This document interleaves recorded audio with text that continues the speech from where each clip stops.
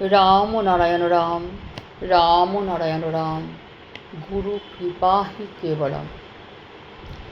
মৃত্যুর পর দেহ যখন শ্মশানে নিয়ে যায়, যার দেহ সে দেখতে পায় কি করে, এবং সে কথাই বা বলে কি করে?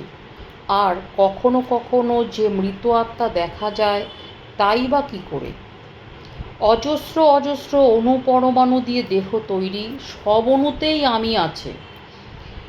মৃত্যুর পর জলের অণু জলে যায়, তাপের অণু তাপে যায়, সব অণু ছড়িয়ে পড়ে। কিন্তু যেমন জল আর বরফ দুটোই জল, অথচ পার্থক্য আছে। জল ছড়িয়ে আছে আর সেই জলেই বরফ ভাসছে। সেই রকম অণু সব জলের মতন ছড়িয়ে যায়, আর প্রত্যেক অণুর ইচ্ছাশক্তি বরফ আকারে এক জায়গায় জমাট হয়ে রূপ নিয়ে সেই জলবৎ অণুর মধ্যে ভাসতে থাকে।